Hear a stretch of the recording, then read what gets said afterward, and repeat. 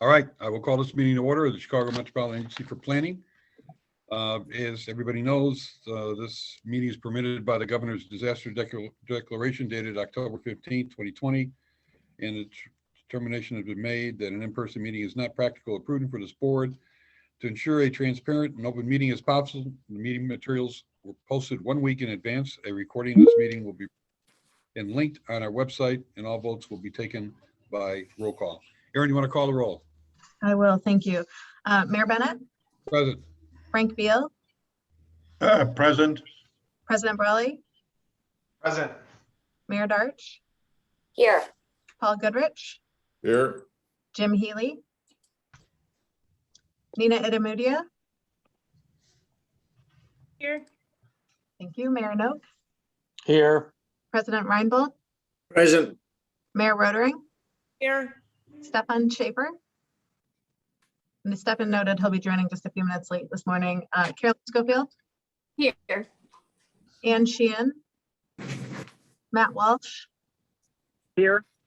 Diane Williams? Present. Leanne Redden? Here. And Dr. Mohammadi and Kuros. Yes, present. All right, thank you. There is a quorum, and before you are the minutes of the October meeting. And again, if you're going to make a motion, please identify yourself. I'll entertain a motion to accept the minutes. So moved, Reinbold. Diane Williams, second. Moved and seconded. Aaron, call the roll. Mayor Bennett? Aye. Frank Beal? Aye. President Brawley? Aye. Mayor Darch? Aye. Paul Goodrich? Aye. Jim Healy? Nina Itamudia? Aye. Mayor Noak? Aye. President Reinbold? Aye. Mayor Rotering? Aye. Stefan Schaefer? Carolyn Schofield? Aye. Ann Sheehan? Matt Walsh? Aye. Diane Williams? Aye. The motion carries. All right, first item on the agenda is the Executive Director's Report. Aaron. Thank you so much. So wanted to share with you that every year our counterparts in Atlanta, the Atlanta Regional Commission, coordinates a peer visit in a peer city across the United States with over 100 of their public sector elected officials and business leaders. They chose Chicago a year ago and actually finally made their trip this 2 weeks ago here. So at the end of the month, at the end of October, I joined their leaders at their 2021 link trip to share about our regional plan and activities. I had the pleasure of moderating a panel discussion with the Regional Transportation Authority, CTA, Metra, and Pace Bus on how our region is working together towards a transportation system that is equitable and is well-positioned post-pandemic here. Also last month, I recorded a short video clip for the American Association of State Highway and Transportation Officials, their executive directors conference that they have every year, really to highlight the importance of thinking about inclusion and equity as it relates to infrastructure and building projects in our region. I've included a link to that video if you're interested in my director's report, which will be sent out after the meeting here. I also wanted to make sure that everyone is aware that the Farebox recovery ratio updates here. The Illinois General Assembly passed legislation, which was House Bill 106, temporarily adjusting the RTA's recovery ratio for the next 3 years, covering fiscal years 21, 22, and 23. You know, we've been talking a lot about how important transit is to our economic recovery from the pandemic and really the severe financial challenges for public transportation systems in Chicago and across the U.S. is important to us thinking about and taking a plan of action here into consideration. So at the end of fiscal year 23, the recovery ratio is set to return to the statutory 50% that RTA is required to maintain. The recovery ratio allows our transit system to continue to serve the public as the region recovers, and we look forward to continuing to collaborate with our transit partners as we evaluate how best to support transit operations sustainably into the future. Also of exciting note here is the Infrastructure Investment and Jobs Act. So I'll spend just a little bit of time talking about some of the details that we've been digging into here. On Friday, just this last Friday, the House passed the Infrastructure and Investment Jobs Act, making that bill ready for the president's signature ahead of the expiration of the FAST Act on December 3rd. Approximately half of the $1.2 trillion bill is dedicated to funding transportation, with about $570 billion in funding for the US DOT between FY22 and 26. The remaining half of the bill is dedicated to funding water, energy, and broadband infrastructure, also really important to regions and cities across our country here. In terms of the funding impact on our core programs here at CMAP, we anticipate about a 10% increase in funding for the Congestion Mitigation Air Quality Improvement Program, or CMAQ, and not to be confused with CMAP. So that would, the total for the country would be about 2.5 billion to about 2.7 billion by FY26.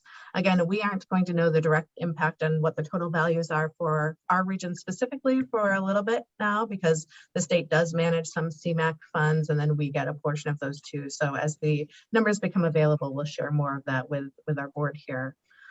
We are pleased to see that there's a 32% increase in funding for the Surface Transportation Block Grant Program. So what you sometimes refer to as STP dollars here.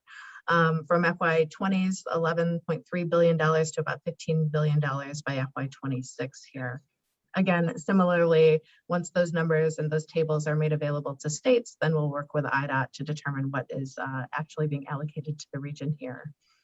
We are also expecting a 32% increase in the Metropolitan Planning Funds, or UWP funds. Again, really important resource for us here at CMAP and for our regional partners. And then lastly, a 76% increase in the Transportation Alternatives, or TAP funds. So those fund bicycle and pedestrian infrastructure improvements across the region. So, you know, in terms of some of the bigger dollar values that I just listed off here, that program goes from about 850 million in FY20 to about 1.5 billion by FY2026. Those projects are always a little bit smaller than road reconstruction, but again, huge, important pot of resources for our region to look forward to tapping into. The bill also includes historic investments in public transit, passenger rail, new programs that specifically target increasing accessibility on legacy rail systems like CTA, tackling congestion in large metro areas, new bridge investment programs, and formula programs for carbon reduction, electric vehicles, and resilience that will allow state and local governments to better combat climate change. So in addition, I'll just note a couple other programs that I think would be of interest to the board members here. And then maybe I'll pause and see if there are any specific questions about this, is that in addition to the formula programs, there are competitive opportunities open to counties and local governments, such as the Bridge Investment Program. Really thinking about sort of both small and large bridges, and there will be eligibility for off national highway system bridges as well. And then another competitive opportunity of note is that's really important to our region is the $2.5 billion new railroad crossing elimination program, which will be open to county, local governments, and MPO projects. So, you know, this is really focused on eliminating the rail highway intersection crossings that happen at grade, that block trains, that, you know, I think, you know, address the number of safety concerns that we have in our region. We have approximately 1,200 at grade crossings throughout the Northeastern Illinois region. Then that's beyond the 70 projects that are in the CREATE program. And our region CMAP has worked with our regional partners to prioritize 43 of those that would be critical to freight and goods movement and safety concerns here in the region. That might be a nice place for us to start conversations with around what we would want to pursue as a region here. Last sort of note here on the infrastructure bill is that, you know, it expands the scope of metropolitan processes to include housing as a factor. So it will allow regions of more than 200,000 like ours to develop housing coordination plans, which is important because we know that transportation, housing, and economic development are all interlinked, and all three should be considered when we're making these investment decisions here. So we're happy to see this change in funding and the increases across the board. I do have two other little notes that I wanted to make, but I'll pause and see if there's specific questions first on the infrastructure bill. Sure, the questions of Aaron? Okay. Nobody has any questions with all that money coming in? I can't believe that. Aaron, actually, I have a couple of questions on the CREATE projects. Obviously, we have a priority list, and you are going to, I guess, assess the total dollars as to how many of those we can kind of knock off the list and get going on. I'm sure these are project ready, almost project ready type sites. I think that there are a number of CREATE program projects that have phase 1 engineering complete that I think are ready to move forward. And with the partnerships between the state, the city, the county, and the railroads, they do have a number of things that are shovel ready, I'll say. What we had done a couple of years ago was look at other things that could have good potential to untangle sort of headaches in our suburban collar communities. So we have an additional 43 locations that we think would provide tremendous asset to goods and people movement across our region. So I think those are some places where we might want to start pulling people into conversations to get ready to put those grant applications together. Second question on the UWP extra funds. Have you thought about how that will then be distributed going forward? Yeah, no, that's a great question. So again, we're in the process of putting together our agency-wide budget here. We don't have that total mark for what we will get, but we are thinking, Stephanie this morning, as she was talking to the coordinating committee, we did a call for projects for our local technical assistance program. You know, we're putting together sort of, this is what we can do with the money we have today. And this is a list of things that we think are really important to move forward, depending on the total dollar values that we get. We also need to think about staff capacity here and being able to do that stuff as well. So we're going to be coming up with sort of staffing plans, project plans, thinking about, you know, tackling these UWP competitive program funds in a meaningful way. Yeah, I would think with that amount of money and the ability to obviously spend it, but program it, that's going to have an impact on all involved, including our agency. Is there any separate money that is actually going to metropolitan planning agencies outside of transportation dollars? There are a lot of programs that we are eligible to apply for. Many of the competitive programs that we'll be eligible for, whether it's related to the stormwater infrastructure. You know, we haven't traditionally done work in broadband, but I'll say there's, you know, broadband availability. I don't know that we'd be highly competitive to be able to get up to speed on that as an agency, but there is the direct allotments. I don't think it'll be, I think there'll be a lot more competitive opportunities than there are direct allotments outside of that, you know, STP for the region and the UWP funds that traditionally come here. And finally, with the monies coming to both states and to our region, there's got to be a kind of a rethink or certainly a meeting of how the state will use directly their funds on their highway system versus the distribution that comes to us on the crossover. What I'm getting is a crossover of what their projects would be and what our priority projects would be in the region, and also that IDOT again would use that money on a performance-based basis. Yeah, no, very true. And so we've been having conversations with IDOT about their performance-based evaluation tool that they have for big projects. But I do think that, you know, that is one of the things we need to make sure that we're well aligned on. Sure. I mean, obviously, just yesterday they were talking about the Eisenhower Expressway rehab, and it would take a huge chunk of that money, and how that again it would be taken either directly from the state or part of our regional planning and dollars to be spent, you know, by the locals. Yeah, and I'll just emphasize on that point too, that even though we are positioned to receive lots of additional revenues here for the region, in our long range plan, you know, there is a lot of maintenance and modernization of existing facilities that we have in our region that cost quite a bit of money to maintain. For example, you know, 55 I-80 bridges are important to get replaced and get moving here too. So I think the focus for us when we talk to our state partners and our local partners is we need to get what we have maintained and up to speed and think about sort of modernizing those systems. There's still, even with all of this funding, isn't going to be enough to sort of think about a whole lot of new stuff. Absolutely. I know, you know, we're talking billions of dollars. I just don't want to run into the situation we did a few years back with the Jane Byrne interchange, which kind of popped us at the last minute into our program. That we have some understanding, again, as to short-term, long-term coordination with both the state and our locals. Yep, no, point well taken. And I think right now we're in the process of doing the plan update. So we've received projects from all of the implementing agencies to evaluate, and are in that process. But I think we want to go back and say, well, now that there's new make sure that we have everything in those buckets. I All right, think thanks. Thanks. A lot of work for the agency to undertake, but we're excited finally to get, as we say, show me the money, and they are showing it. So let's spend it wisely. Thanks.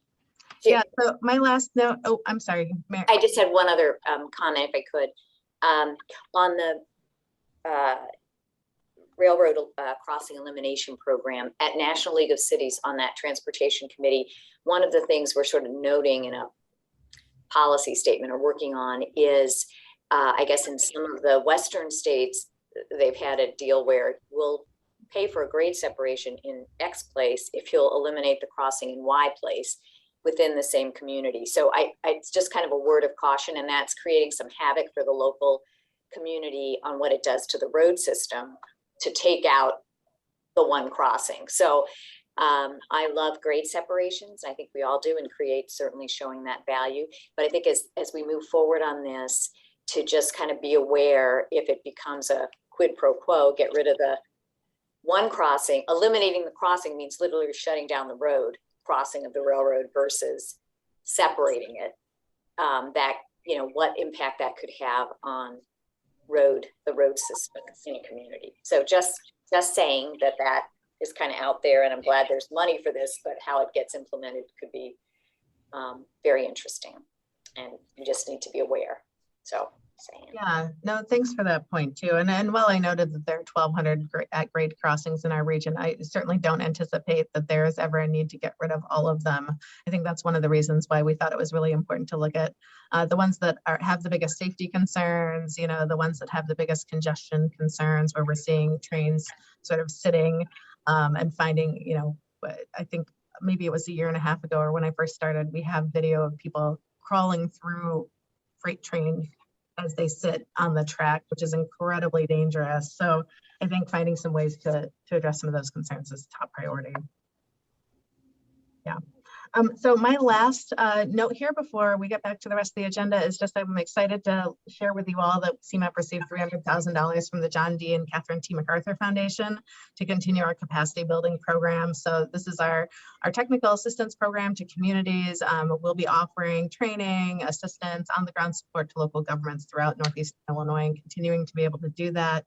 The goal for us in working with communities is to really have visible impact, whether it's cleaning up properties, shovels in the ground, enhancing public spaces, while advancing these communities' long-term vision. So we've been assisting local staff at municipalities in creating and strengthening their internal systems as well. So our hope is that these gains and by sort of educating and helping to share our knowledge with our communities across our region, that this program becomes self-sustaining over time. So I do have a short video that I wanted to share with you on the capacity building program, and this was the final deliverable to MacArthur for the last amount of funding that they gave us here. So with that, I'll let them hit play on this.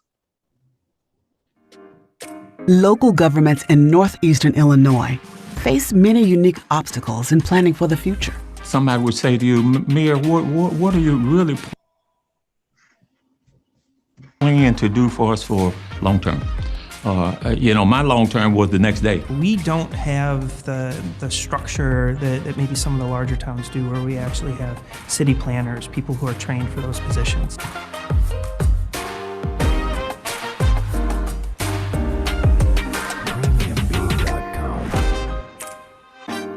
In 2019, the Chicago Metropolitan Agency for Planning developed the Capacity Building Pilot Program to help communities through training, technical assistance, and even on-location support. And they provided us a local technical assistance grant to kind of roll up our sleeves and give us some professional services to study and inventory all the ways that we're working together, and then challenge us to think about those next opportunities. Many local governments cannot maintain a staff dedicated to long-term planning. Through this program, CMAP assigned its own planning staff to work directly in these communities.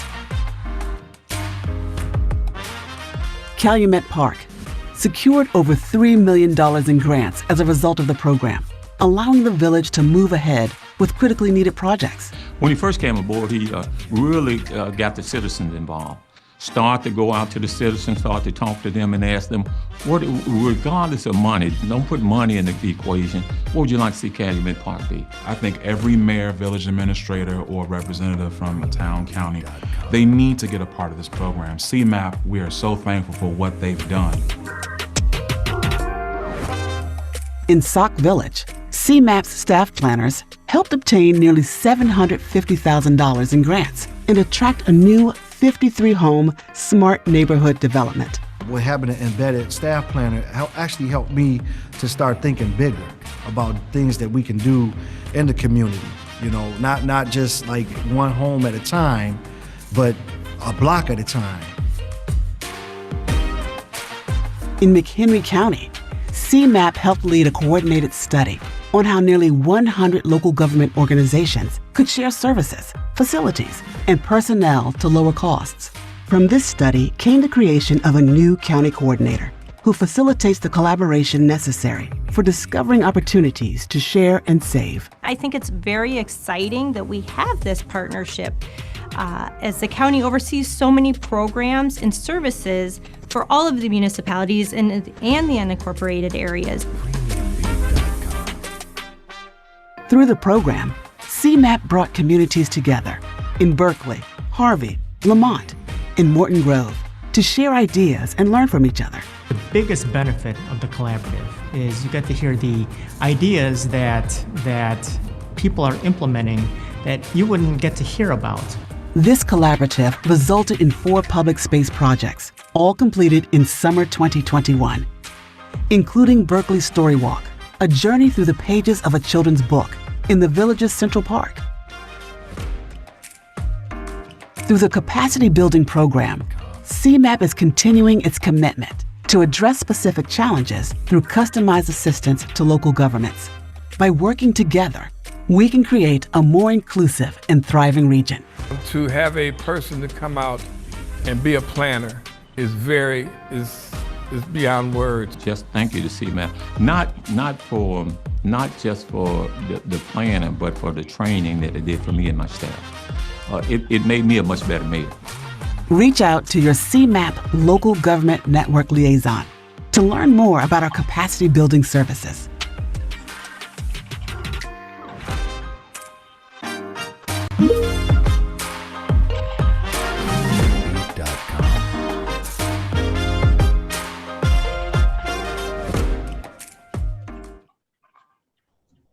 Well, before I turn it back to you, Mayor Bennett, let me just say thank you to our team that has made this possible. They have worked really hard over the past year and a half to transition what I think was a long-term. We did long-range planning for communities and make it tactical, implementable, help communities really access funding and resources in a more meaningful short-term way. Good. Any final questions of Erin on her report? Okay, we'll move on to item 5, and that's on the contracts and procurements. We have 6 of them. Angela? Good morning, board. Today I'm requesting approval for 6 procurements and contracts. The first one is a vendor limit increase with AECom for project management of the Municipal Pavement Plans Management Program. Second, I'm seeking a vendor limit increase with Cambridge Systematics for the Illinois International Port District Master Plan. 3, I'm seeking to extend our contract with Seekits for annual financial and audit services. The 4th, we're looking to enter into an agreement with Cities GPS LLC in partnership with the Brookings Institute to conduct the Chicago Inclusive Regional Economy Engagement Project. The 5th procurement is to enter into an agreement with Ceridian to implement the agency's new human capital management system, or HR system. And the final is a sole source contract with the University of Chicago to bring on a new applied data fellowship, similar to what we do with Northwestern University. So today I'm seeking approval for all 6 procurements, and I'm happy to answer any questions. Any questions? Motion to approve. Second, no. Moved by Carolyn, seconded by Mayor Noak. Any final questions? If not, Erin, call the roll. Mayor Bennett, Aye. Frank Beal, Aye. President Brawley, Yes. Mayor Darch, Yes. Paul Goodrich, Aye. Jim Healy, Nina Adamudia, Aye.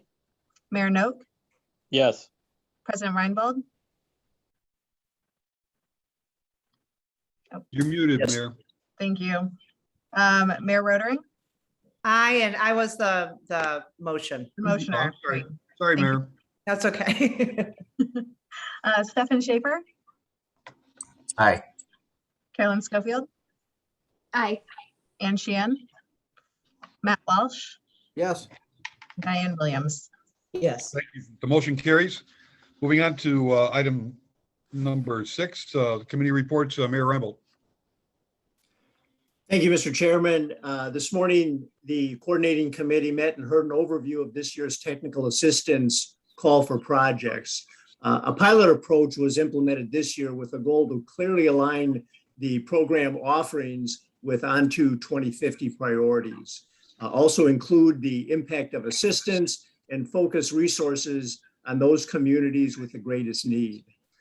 There was a great response from the call with 70 applications from 50 communities. Of note, 51% of the applications were from low capacity communities as per the cohort ratings. The committee looks forward to hearing more about the potential projects. The applications received are posted on our website. Next, staff will be reaching out to external partners to get input on the applications, with projects being awarded in the early part of next year. The committee also heard a presentation from staff on the Economic Recovery Task Force, which is focused on moving the region forward post-COVID-19. The presentation included an overview of the activities to date, including the 4 main initiatives. The first is regional promotion. The second is regional collaboration. The third is inclusive growth framework. And the fourth is a statewide 211 services initiative. The committee heard additional details on CMAP's role in the regional inclusive growth framework and the post-COVID-19 economic assessment project. It was a great discussion, and we covered topics around challenges with competitiveness within the region and the importance of focusing on enhancing and leveraging the work that is already underway within our region. That concludes my report, Mr. Chairman, if there are any questions. Mayor, thank you. I happened to be on the latest update a couple of weeks ago with Aaron, of which we have really been the driving force on the economic recovery group. They're doing some great work. The involvement at all levels, from the private to public sector to the certainly the our organization is doing really a great job. Aaron, thank you for continuing that work. I mean, we're not through COVID, but that was a main undertaking that we wanted to get ahead of the situation, and there's more to come. But if it were not for the efforts of CMAP, I think our partners, again, both public and private, really appreciate that we continue to work and come out of this with a little better vision of how the region will be able to sustain itself and be all inclusive. Yes, absolutely. Thank you. Any other questions? Moving on to item 7, the economic recovery and its impact on the mobility in the region. We have 2 presenters, Austin and Daniel. Thank you, Mayor Bennett. Hi, my name is Austin Edwards. I'm a senior policy analyst here at CMAP. Thank you for letting us join you today. As a continuation of the remarks that we were just making, we want to briefly discuss the efforts that CMAP and its partners have taken over the past year to support a strong response to the pandemic. I'll quickly discuss our activities around the region's economic recovery before handing it over to my colleague, Daniel, who will provide an update on our mobility recovery. Next slide, please.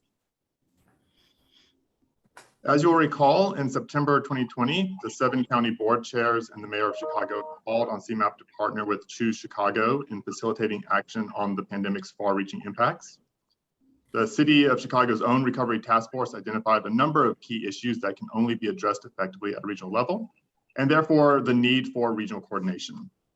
Of course, CMAP is primarily known for its role in programming federal transportation dollars, but as the region's comprehensive planning agency, we also have a track record of convening partners around a wider range of issues, including those to uphold health, safety, and welfare of our region. So as we consider the ways CMAP can help in the region recover, we leaned on the agency's unique position in two areas in particular: economic prosperity and regional mobility. Next slide. On the economic side, we wanted to look at the pandemic as an opportunity to address long-standing challenges in our economy and position the region to leverage its greatest assets, like the enduring value of our diverse talent, advanced industries, extensive infrastructure, and high quality of life. To discuss these issues, CMAP and Choose Chicago brought together a regional economic recovery task force made up of city and suburban leaders, industry experts, researchers, training and education providers, nonprofits, and many others. We've pulled together a brief synopsis of the task force's work, which I'll drop in the chat here, and we'll also have it available online afterwards. Next slide, please. The task force included 3 working groups that were dedicated to addressing a key issue in the crisis: economic development, workforce, and tourism. Members shared ideas and insights through quarterly meetings, breakout discussions, small group surveys, and more. This process focused on immediate and long-term actions to accelerate initiatives that were already underway, and it generated a considerable amount of insight. I don't have time to go over all of the things that were discussed in these meetings, but I think the bullets here give you a brief idea of what these working groups discussed. In economic development, we were really focused on how we can ensure that our individual efforts achieve more than the sum of their parts. Where do we need to take a more coordinated action or joint priorities, joint programming, for example, to build market opportunities for small manufacturers or pursue greater equity? For the workforce, can we use this moment to address the longstanding barriers in the workforce development systems, both in program delivery and in access to support services? How do we need to adapt current funding or information systems to achieve greater outcomes? And on tourism, what are the immediate actions we can take to promote a safe return to small businesses and position our convention and visitor bureaus in particular to succeed in a shifting market for travel and entertainment? Next slide.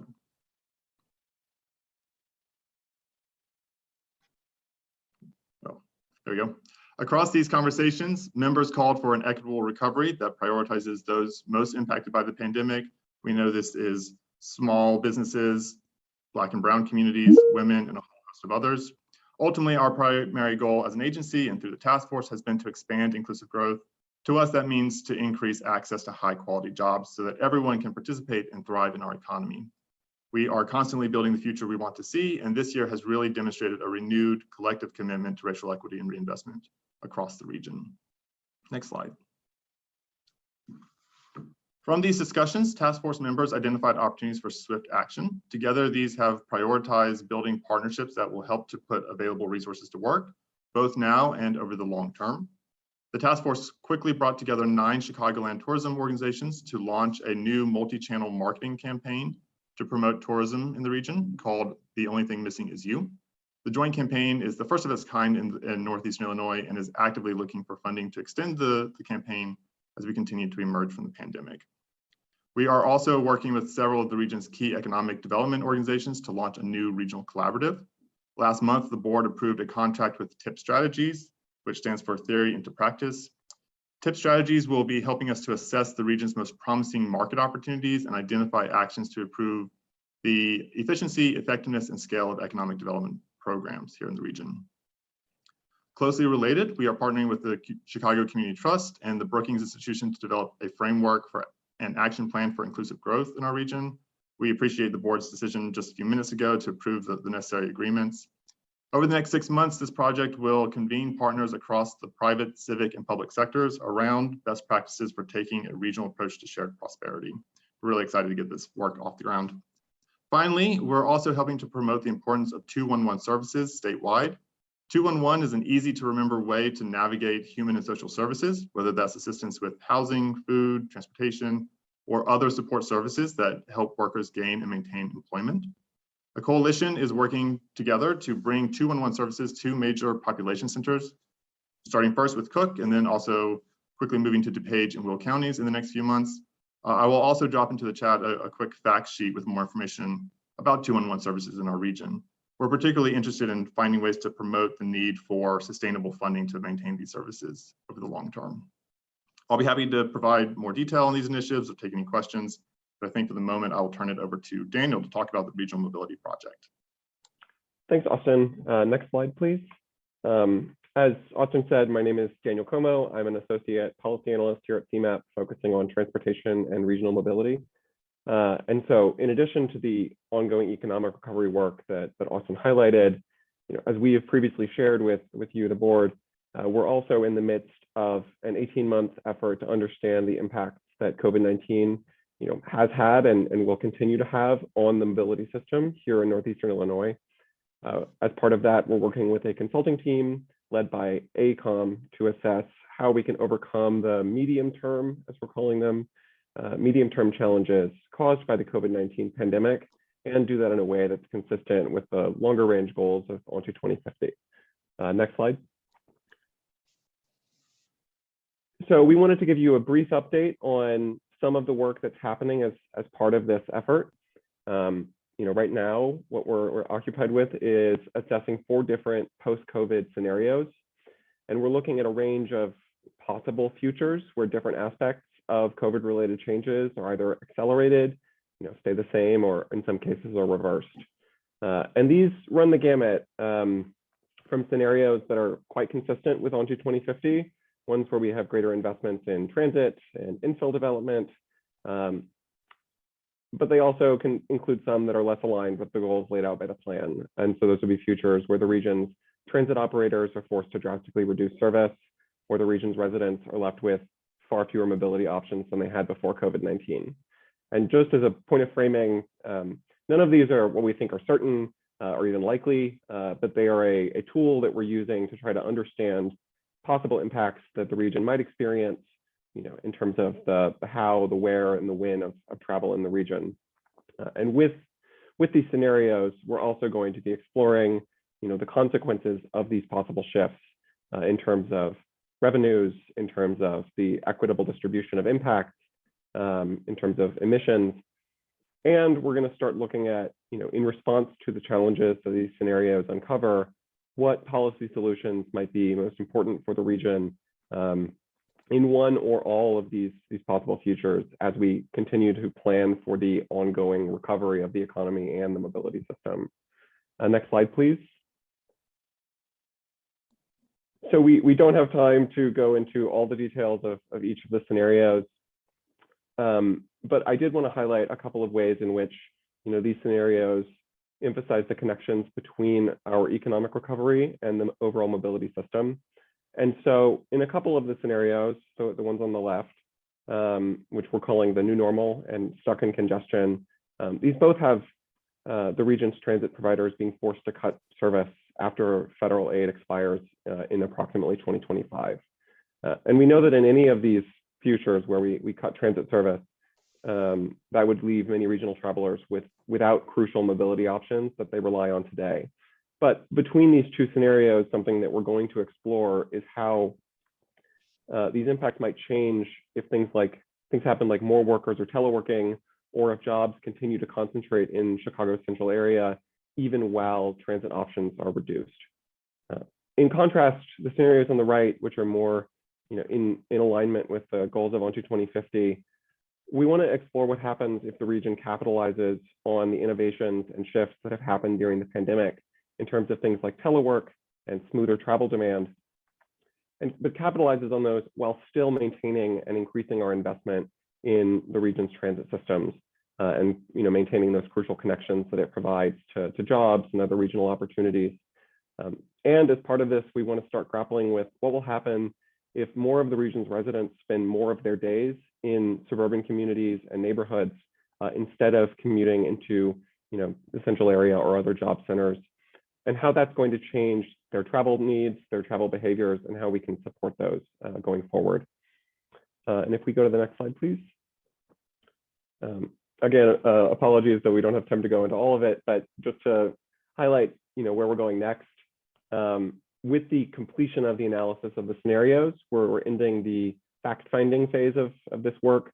And so we're going to be moving into the recommendation and policy development.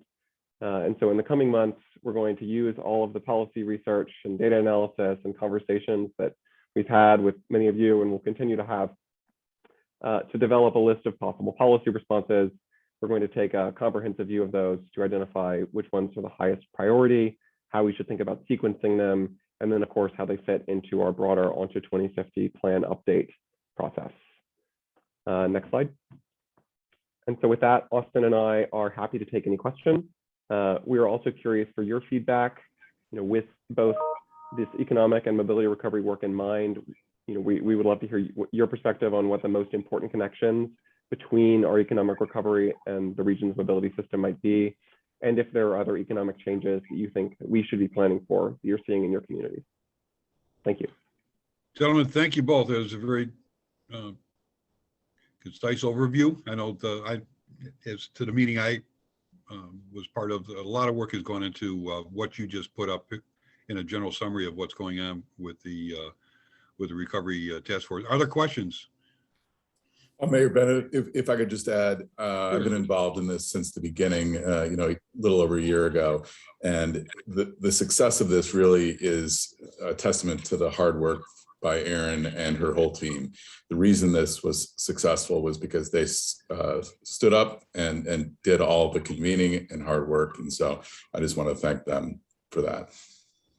Thanks for that comment. And this agency from day one has been noted because of our ability to bring people together.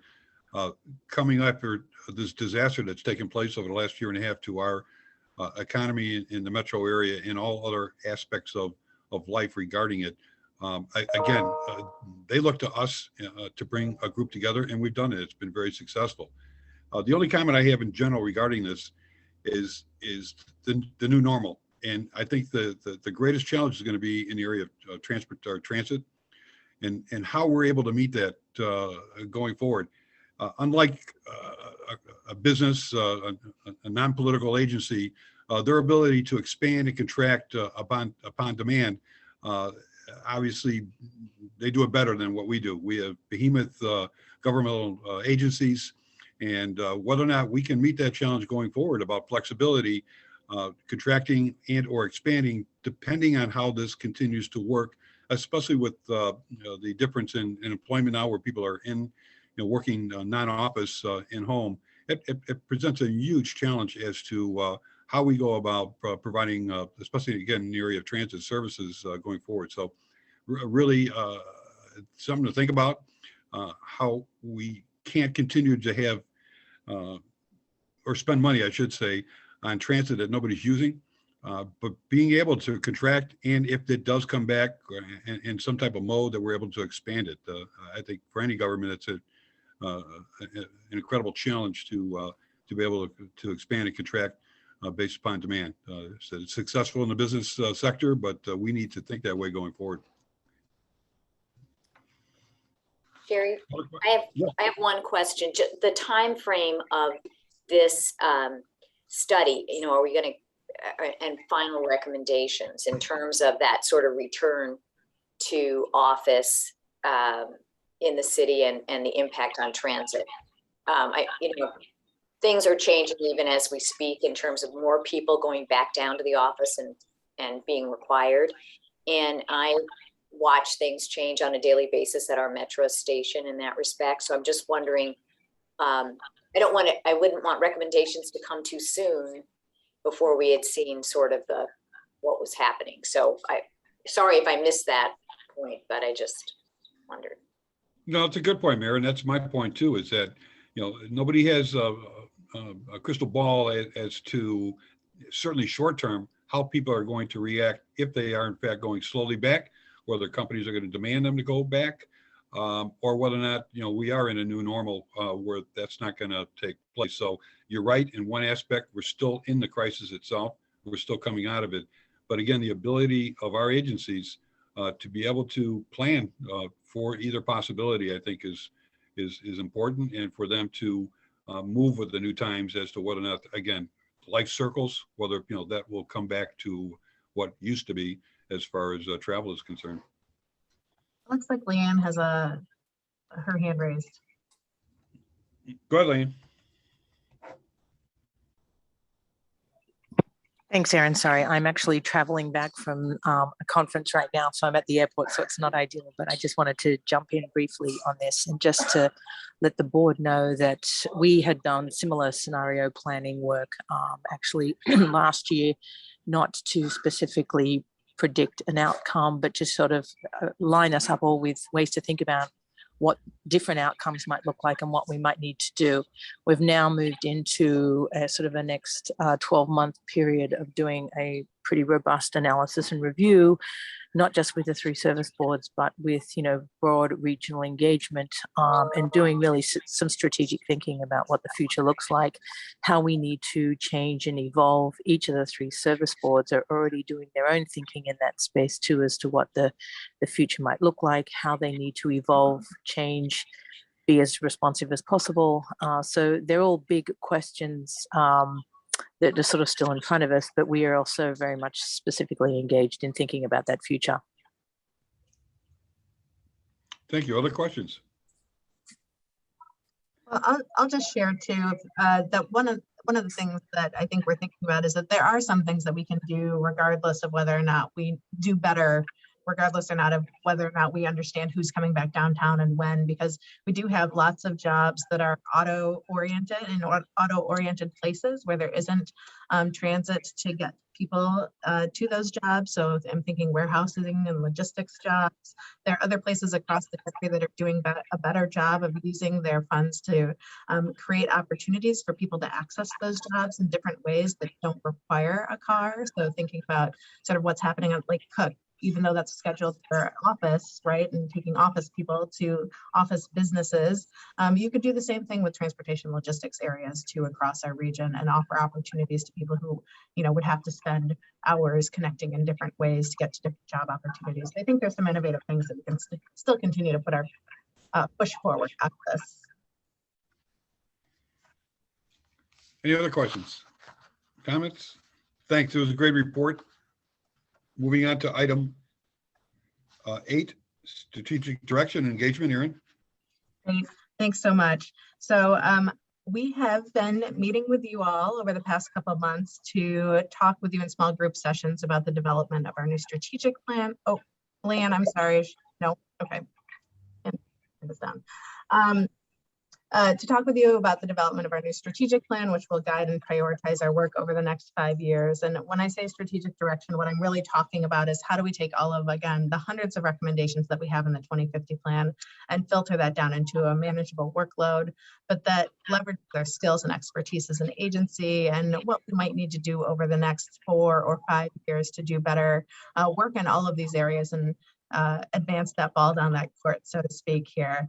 The goal is to have a better, more holistic approach to our work and making sure that we are meaningfully engaging the right audiences at the right times on our projects and our programs here. So if I could have, first, just let me thank you for making some extra time over these past couple of months to connect with me and talk with myself and Amy about some of your thoughts on this process. So next slide. Our vision is an inclusive and thriving region, really our North Star, a little bit out of reach, but something that we need to do if we're going to make changes to our region. It's aspirational. Our mission statement on the next slide is to serve the people of the region by driving innovation, fostering shared action, and advancing towards a common vision here. So just as the vision serves as the North Star for our guiding decisions and actions and plans, the mission statement helps our agency refine our big ideas by reminding us of our specific value proposition to this region and what we bring to the table. So I wouldn't miss an opportunity just to throw in our core values here. If I could have the next slide, the first of which is to serve with passion and building public trust by being good stewards of public resources and proactively sharing information. The second is pursue equity, guided by the principle that everyone has the right and opportunity to a high quality life here in our region. And we work to realize this through the programs and projects that we set forth on. Fostering collaboration. We really believe that inclusion and collaboration strengthens our work. We want to seek out the voices of those who often go unheard or face barriers to the public participation in our projects specifically. And then fourth is leading with excellence. We really believe in how data can help drive better decisions and use that to inspire others to adapt those policies and solutions for their communities here. Finally, driving innovation. We want to find more efficient methods to do our work and to find ways to achieve the best and highest impact here. We do this by seeking new solutions to old problems and taking some calculated risks and trying them. So through the strategic direction process, if I have the next slide, we have adopted a theory of change that helps us explain those causal linkages between the actions, which are the projects and the activities we do, and the expected short-term and long-term outcomes, as well as the assumptions. It's a really structured way of thinking about the change and the impact we want to have, but we want to focus our efforts and leverage our capabilities, our people, in thinking about how we can transform the region through the work that we do. So contributing to this vision, our three core goals are transportation, regional economic competitiveness, and climate. Those goals are sort of the highest level long-term outcomes that CMAP and our partners will achieve or influence in those areas of work. So next slide, I'll just talk a little bit about those three focus areas. The first one is a transportation system that works better for everyone, coming directly from the 2050 plan, that our plans are meant to improve the way our transportation system serves everyone across our region, from traditional office commuters to residents running errands. But it's more than just transportation by itself.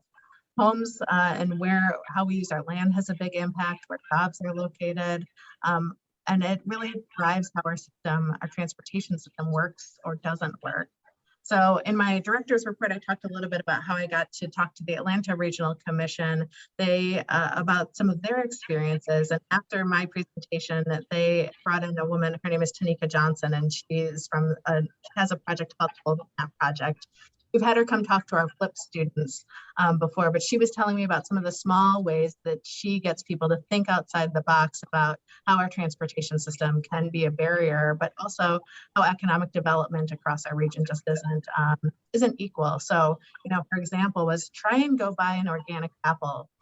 Try and see if you can find basic necessities that you need on a daily basis.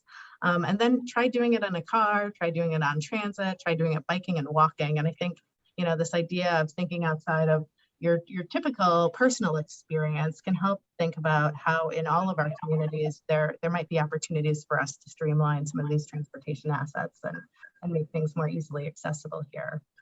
The next slide is for this goal, our hypothesis is really that if strategic investments in transportation funding are systematized, and if the transportation system is effectively and efficiently maintained and modernized, and travel safety is improved, it will foster this transportation system that works better for everyone.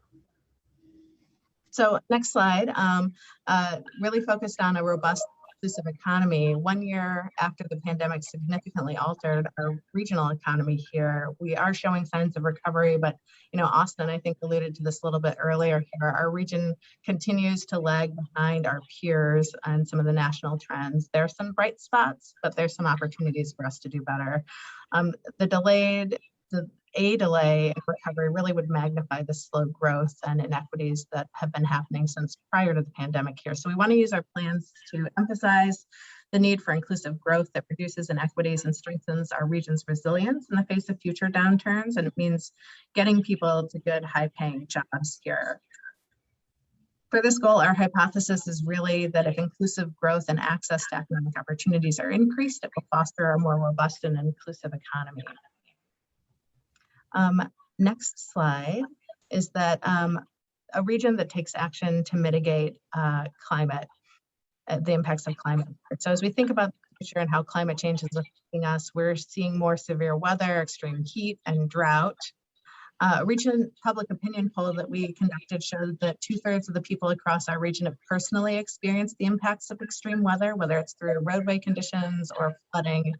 It really impacts our ability to move people and goods here in the region. And the direct and indirect costs are going to disproportionately affect people with low income, people of color, and older adults. On to 2050 notes that in order for our region to be prepared for climate change and become more resilient to the consequences, we really must prioritize investing in strategic implementation activities that address these concerns. So for this goal, our hypothesis is that if greenhouse gas emissions are reduced, the transportation system becomes more resilient to flooding, extreme weather, and the region's water resources are protected and sustainably managed, which will foster a region that can successfully mitigate and adapt to the impacts of climate change because there are high quality water resources here in the region. So I think if I could have the next step slide, I want to just sort of close out here by saying there's an additional goal that's woven throughout the strategic plan. It's our core operating principles. Our fourth goal is really to seek diversified funding, which we will be doing with the passage of the infrastructure bill, but not just federal funds, we're thinking about philanthropic opportunities as well. We're setting the stage over the next 5 years for what we might want to pursue and how we can use the strategic plan to say yes or no, that doesn't fit in the direction that we're headed here. So once this is put in place, we want to develop a monitoring framework to validate the indicators and track our projects and annual targets, and hope this will become a tool that we can continue to use to understand how it'll work and what contributes to those higher level outcomes we're thinking here. In addition to that, we're looking at aligning all of our engagement tools from community meetings, committees, project advisory committees, task forces, that have maybe a limited goal or focused scope for some of our projects here. So in our discussions with you, I think if I could have the next slide, we've highlighted the importance of better engaging people in a meaningful way and aligning engagement to our three core focuses of the strategic plan: climate resiliency, economic development, regional economic competitiveness, and transportation here. So the feedback that we received from board members is that you all want to feel connected to our standing committees. Several of you expressed interest that you would serve on these committees if we're focused on our goals and objectives for those committees. We've also heard that from you that we may not be hearing the voices from people who are directly impacted by the decisions that we make. So we've been looking at our engagement strategy to build in flexibility through an equity lens and explore a variety of models of engagement so we can hear from people who represent hard to reach marginalized communities in ways that work for them. So we've also been considering how we can bring experts along throughout the entirety of a project, not at just certain decision points, and ways to remove sort of that silo effect that happens to occur, not on purpose, but something that I think that we can purposefully reduce by thinking about new ways of engaging members across our region. So staff is working through this process. We'll return in January with a plan for the committee's or for the board's consideration here. But the graphic really is intended to sort of show how we want to bring all of these topics a little bit closer together. And we have sort of core committees that exist here at CMAP, and we'll continue to have a core series of committees that exist here, but also that those project level engagement activities have their own task forces associated with it that engage people, from thinking about sort of the workings project that we'll be tackling related to regional economy to the regional vulnerability assessment. We want to make sure that we're really focused on getting that sort of start to finish input and feedback from experts across the region at the same time that we're having those regional conversations about those core issues as well. So with that, I'm happy to answer any questions that you might have about where we are, but this is just an informational item for the board. Questions?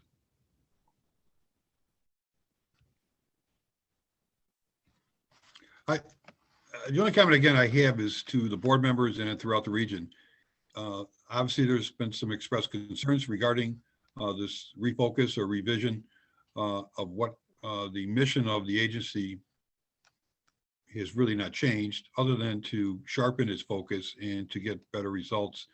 And I really ask board members and other regions out there, if you have questions or concerns, please step forward and let us try to have a conversation to find out what those concerns are, and or just general questions about the policy being proposed here. But the core operation of CMAP is not changing, as stated by our executive director. This is to try to focus directly into some general categories that we have many presentations on, that we have a lot of discussion about, but how about action? And I think this is to bring the, again, from the bottom level up, some items to be considered that we may not have, or certain action items that that can be accomplished again through these working groups. So please, if you have a question, as I've always stated over all the years as chairman, if you have a question, please step forward. I hate the discussion that takes place with questions or comments, but they're never brought to to a direct result as far as an answer to it. Please, if you have concerns or questions, get a hold of Erin and our staff. Her or and anybody from staff would be more than welcome to have that conversation to try to get an answer for you or resolve a concern that you may have. So please, we have a month. We're not going to be meeting next month. Not that this is an absolute it's going to happen, but certainly we are, as an agency, have always been open to our partners as to some challenges and or changes and or suggestions that you may have. So please get a hold of Erin and we'll try to answer those questions. No other questions? All right. Hi there. This is Stefan. I just have one comment. This, as a relatively newer board member here, this all makes sense for me, and kind of the approach makes a lot of intuitive sense, not having had the long history of experience with CMAP and committees here. One suggestion or thought is as the kind of committee structure continues to be realigned and play out, just this notion of how do you bring along the diverse membership of those committees and building consensus on kind of what the charge is, what their specific tasks and kind of ability to engage might be. From what I gather, it seems like there may have been a history of kind of more updates-based charges for these committees, right? Are there opportunities for folks to show up in the work and advance the work? But just wanted to offer that as this plays out and takes form, can there be steps to ensure there's a clear vision and alignment on the charge of each entity? Thanks, Stefan. Absolutely.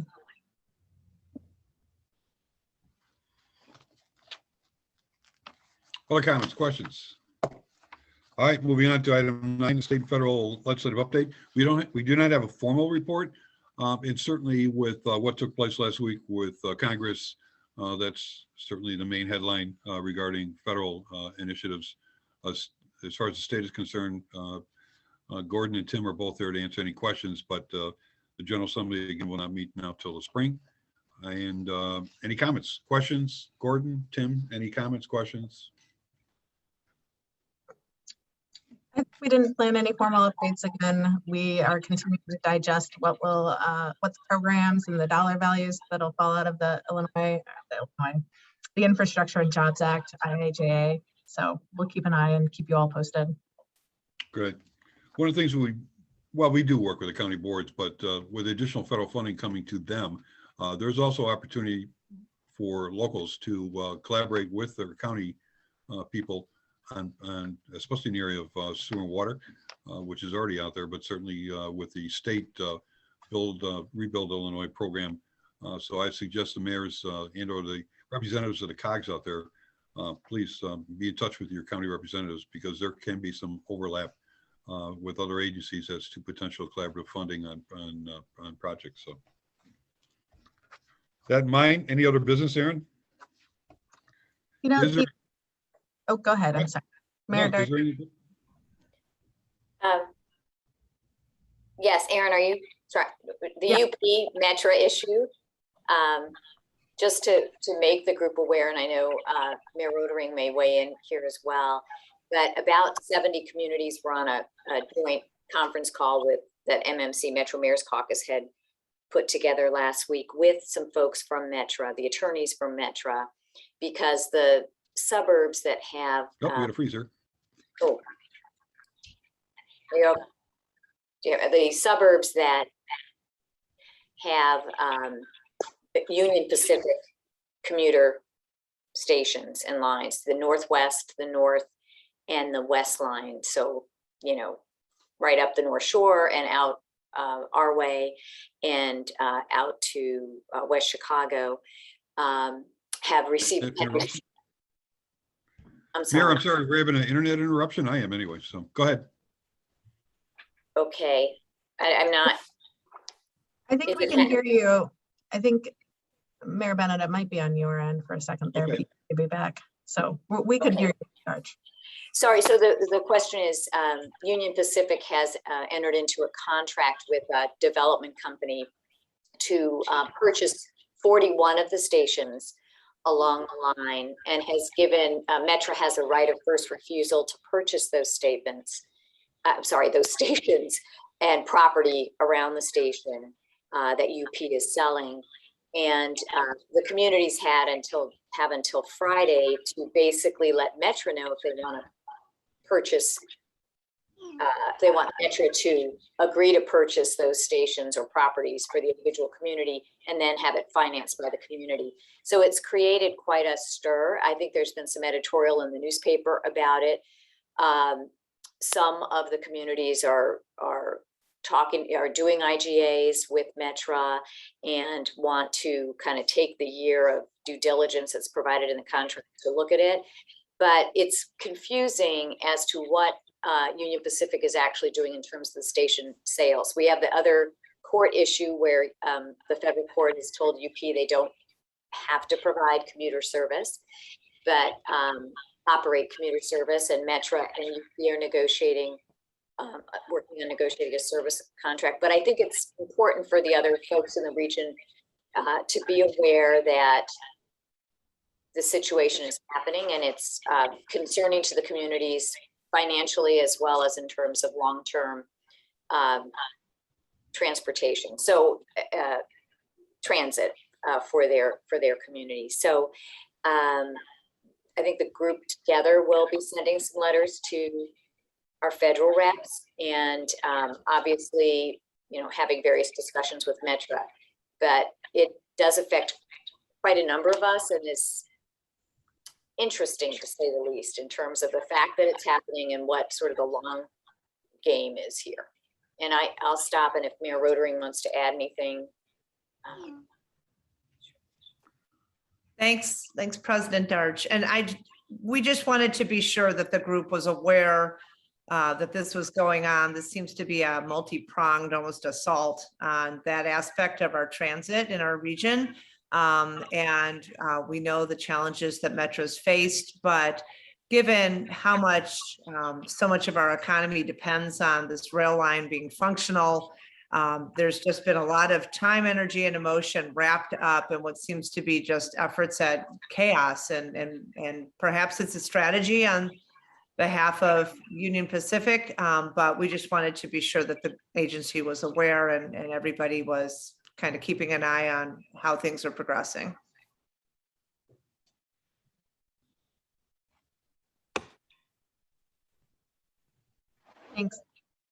Thanks for bringing that up. I know we too have been keeping an eye on it, but haven't, had the access to the full details and the thoughts to the communities and the communications back and forth. But I've been working closely with Dave Bennett at the Mayor's Caucus to sort of keep an eye on what's been happening. I think if we had sort of a long-term runway to see that this was going to happen, there could have been an opportunity for coordination. Unfortunately, this seems to be happening with a pretty tight time frame. Yeah, very good. Any other business for the group? We open the meeting up to the public. Aaron, any public comment? We have not received any notes or requests for public comment, but at this point in time, if you are interested in making comment, please either raise your hand, put a note in the chat.